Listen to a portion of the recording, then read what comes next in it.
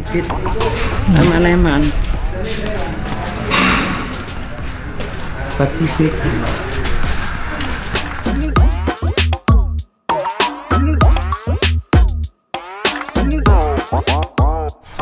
Ini nanti digantung. Nggak enak, Bu. Apa? Digantung nggak enak. Oh, digantung nggak enak ya? Iya.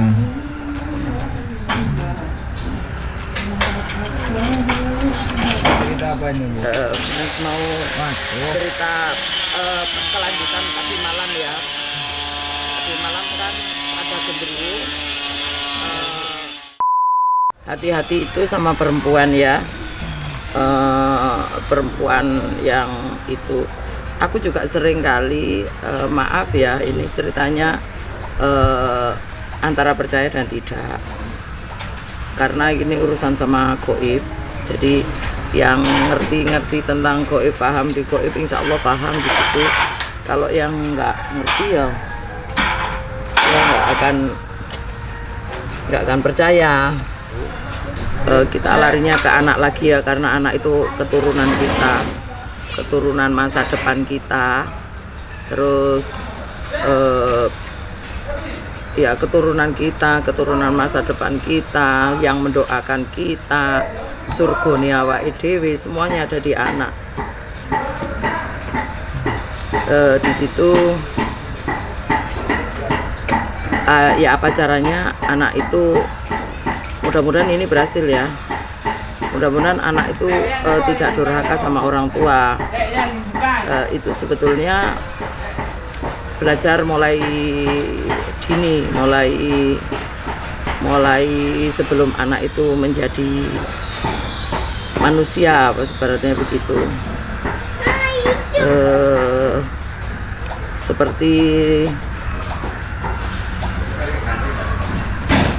Seperti gini, Gas. Bagas kan masih kecil. Ya, gimana? Kalau berhubungan badan suami istri, aku ngomong suami istri aja dulu ya. Ya. Kalau berhubungan badan suami istri itu harus didasari dengan doa juga, sedikit kecil-kecil, bismillahirrahmanirrahim lah. Itu karena bila mana Allah itu memberikan di situ ternyata menjadi keturunan kita, menjadi sebagai suami istri tadi, itu insya Allah di situ ada doa yang membuat anak itu nantinya janin ya, apa ada sperma apa itu, insya Allah tadi barokah di situ, ada doa. Terus jangan sampai telanjang bulat juga. Insya Allah bila mana mau berhubungan badan bersama ada doanya, insya Allah tidak dicampuri sama jin atau setan. Jadi berhubungan badan itu harus di dalam kita keluarga suami istri harus benar-benar dijaga. Keduanya harus ada baju atau tutup, adalah jangan sampai telanjang bulat. Bila mana telanjang bulat, ojo atau juga angel. Bila mana telanjang bulat itu banyak disusupi jin atau setan atau ya genderuwo iku mang. Ikut campur di situ. Itu padahal itu suami istri.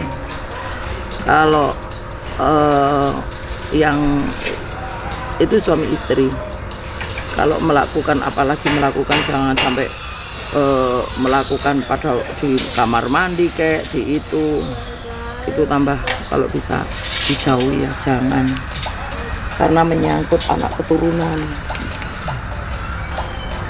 Nanti kalau sudah terjadi itu, anak itu bisa jadi durhaka, bisa jadi anak brutal, sulit dikandani, dikomunikasi, diajak wong tua api sulit, wong tua diremehno.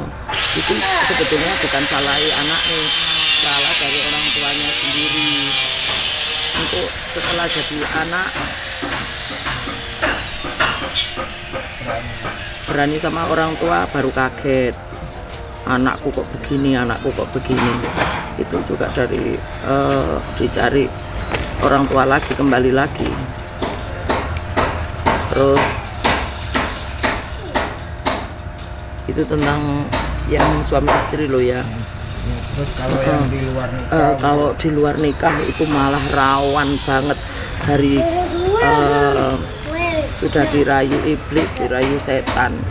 Ya apa caranya? Mak iki mak dipindahin rono mak, sing wis mari mak. Yang namanya difitnah, dihasut iblis setan, ya apa caranya zina. Kalau sudah apalagi yang selingkuh ya, waduh naudzubillah min dzalik. Selingkuh itu benar-benar dikuasai iblis, anak buahnya Dajjal ya. Itu melakukan maksiat itu dengan bangganya dan bahagianya di situ. Wis jangankan pada Allah, wis gak wani karo gak duwe wedi karo sapa wae. Tapi di situ kalau melakukan zina, kalau sudah melakukan zina itu kemarinnya kan dihasut, ya apa caranya melakukan zina, ya apa caranya melakukan maksiat. Kalau sudah mau zina itu genderuwo atau apa, itu seneng banget, seneng langsung masuk ke badan laki-laki, langsung menguasai ke badan laki-laki itu, dan laki-laki itu langsung dikuasai. Dan bila mana hamil, genderuwo itu sudah ngeklaim anak itu sebagai keturunannya, anak itu sebagai keturunan mereka itu setan, genderuwo itu tadi.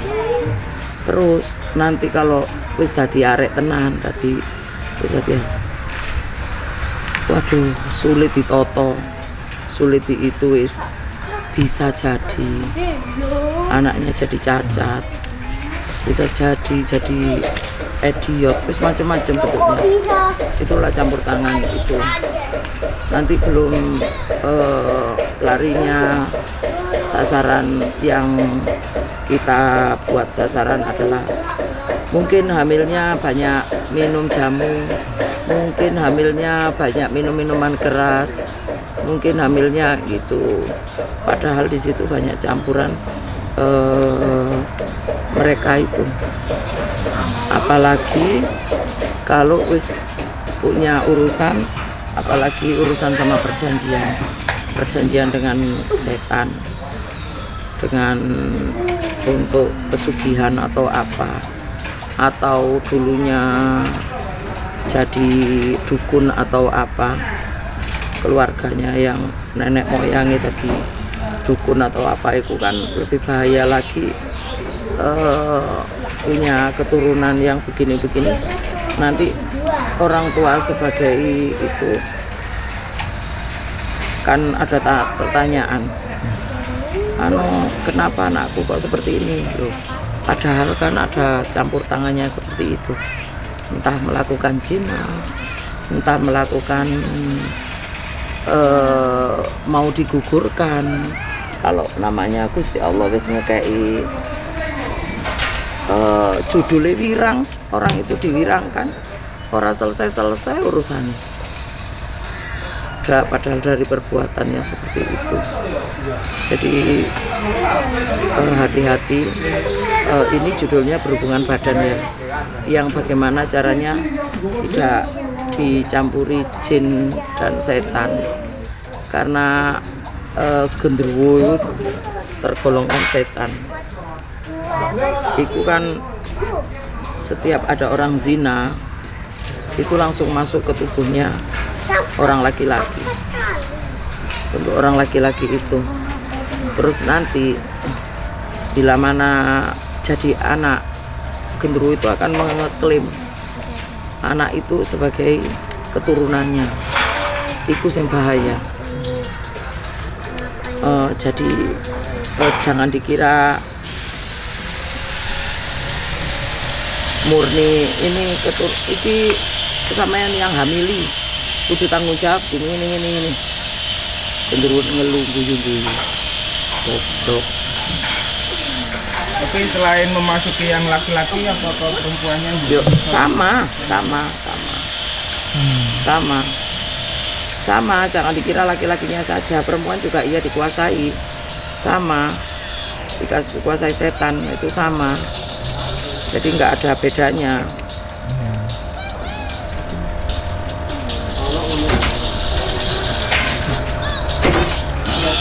Terus nanti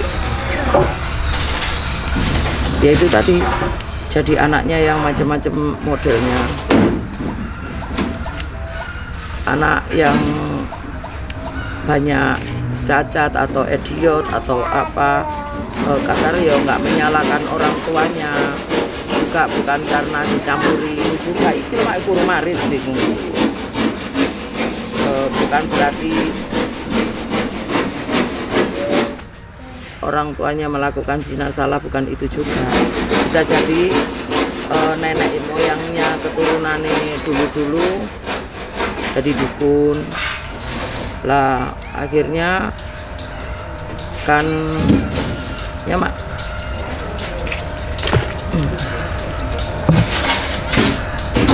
jadi dukun. Kalau jadi dukun waduh angel pedot-pedot aneh, apalagi dibuat seperti sudah cacat. Karena apa? Setan minta upah, membabi buta. Terus jangan dikira ini itu tadi judulnya kan ya hubungan badan yang tidak doa sama termasuk bezina.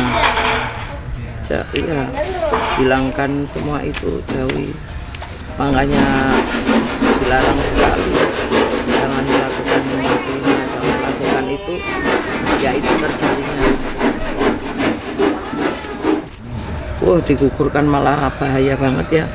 Naudzubillah min dzalik, jangan sampai ya siapapun digugurkan itu dari segi azab Allah itu malah mengerikan. Terus satu sing iku sing di bumi sing di dunia, belum anaknya tadi minta pertanggungjawaban.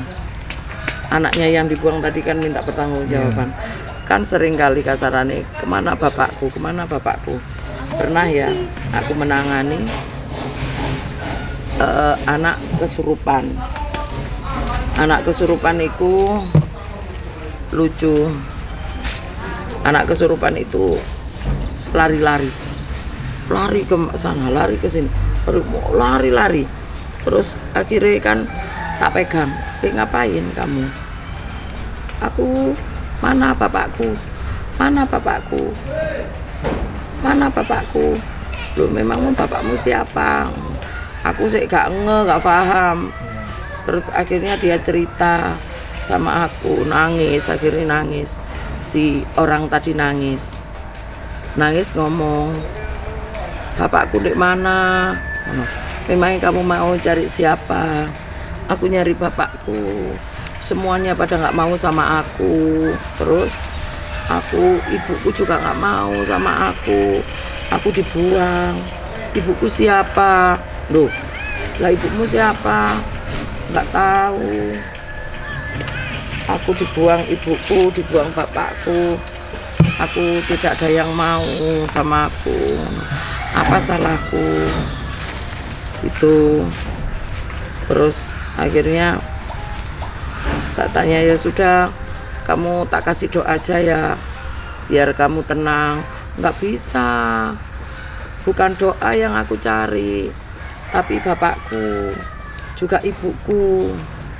Terus lah, namanya ibumu siapa? Nggak tahu. Aku kan belum tahu, tapi aku sudah dibuang. Apa dosaku sih? Nggak mau sama aku. Sama bingung matanya jelak. Kamu kok terus? Iya, aku mencari ibuku. Lah terus cari kemana? Nggak tahu. Caranya nyari gimana? Bagaimana ya? Oh, aku tahu. Tuh. Oh, aku tahu caranya mencari ibuku. Gimana? Aku kan kan darahku sama keringatku sama dagingku kan dari orang itu. Terus aku akan mencium siapapun perempuan, ibu siapapun akan aku ciumi. Nanti kalau baunya sama dengan aku, darahnya sama dengan aku, itu akan aku ikutin. Terus tak tanya, kalau kamu mau ngikutin, kamu apain? Mau kamu apain? Aku minta pertanggungjawaban. Itu ceritanya. Terus akhirnya ini cerita asik loh ya, dari awal tadi ya, pengetahuan kita, pengalaman kita nggak pengalaman sih, yang pengalaman setan. Jangan sampai punya pengalaman sing welek lah.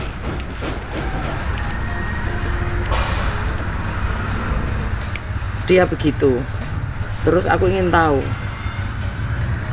di segitu kan putus ya dari dari setan itu yang bilang mau mencari orang tuanya dengan cara seperti itu. Terus kan putus ya. Putus itu aku menemukan sesosok di pasien. Aku cari kenapa pasien nangis sama aku. Saya sakit tidak ada sembuh-sembuhnya, cari makan sulit sekali, gini gitulah. Pokoknya golek urip itu sulit, berat. Nah, di situ ternyata aku melihat di situ ada salah satu seperti itu tadi, apa jenenge, bayi bajang. Terus bayi bajang itu apa? Bayi bajang itu anak kecil yang dibuang di dalam perut. Menakutkan ya. Terus aku tanya sama bayi ini, malam aku undang ke rumah, tak panggil, sini kamu. Itu pun ngerayu aku, gak langsung mau. Sini tak kasih mainan, mau apa enggak? Akhirnya mau. Setelah mau, tak kasih mainan, mau. Terus ya itu, dia cerita, ngapain kamu di badan ibu itu? Kamu ngapain? Aku jengkel, aku tidak adil. Apa salahku hingga aku dulu dibuang, terus aku disia-sia, aku tidak dimauin, aku tidak dikenal. Boleh lah, silakan ke dalam. Mama kan nanam bunga sayang. Nggak takut sama siapa? Tuh, setan yang mana? Setan kok takut? Kamu sama mama nggak takut, tapi sama setan takut. Bukan yang ngasihkan makan mama, beli jajan, beli kue mama, terus beli mainan mama. Kok setan yang ditakutin malah? Di situ aku tanya lagi, terus kamu apakan kalau sudah begitu? Aku siksa karena bapak ibuku tidak mau mengenal aku. Dia gak peduli sama aku. Aku ingin saudaraku yang lainnya akan tersiksa seperti aku. Caranya gimana? Apapun yang dikerjakan, aku buat lancar, tapi akan aku hancurkan. Aku rusak di situ. Terus ibuku aku sakiti, seperti aku disakiti ibuku.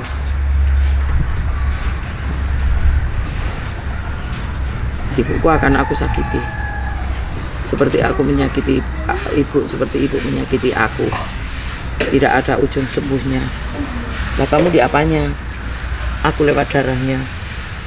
Aku masuk ke darah ibuku. Karena aku berasal dari darah. Jadi itu dari darah dan yang mengalir di tubuhnya. Aku lewat darah itu. Ibuku aku sakiti dengan macam-macam. Yang penting ibuku tidak akan sebahagia seperti orang lainnya. Itu loh. Itu setan yang cerita sama aku gitu. Jadi kita itu walaupun hidupnya bahagia, tunggu dulu, nanti suatu hari akan aku mintai pertanggungjawaban apa yang dilakukan ibuku sama aku. Lu setan lu begitu. Akan ada balasannya. Makanya eman-eman kita itu kalau melakukan sing ora bener-bener tidak harus menunggu Allah yang mengazab. Azab dari Allah gak usah ditunggu. Jadi dari apa yang dibuang, apa yang diperlakukan itu pun setan itu darah daging kita tidak terima, tidak terima karena dia jadi pembalasannya sama orang tua yang membuang bayinya, menggugurkan bayinya. Bayi yang dibuang tadi itu lo sudah minta pertanggungjawaban pada apa yang kita lakukan. Dia ya minta pengadilan. Makanya anak muda itu jangan main sembarangan, menyesal nanti kalau sudah terjadi. Kalau belum terjadi kok yes oh. Gak mungkin. Jangan bilang gak mungkin. Ingat lo ya, musuh kita sebetulnya itu hawa nafsu kita. Ngomong musuh kalau bukan hawa nafsu kita terus sopok. Pas de soleil, pas de soleil, pas de soleil, pas de soleil, pas de soleil. Kita menyembelih Ayam. bayi, Timun mas. bayi. Ayam. Semongko inul. Ayam.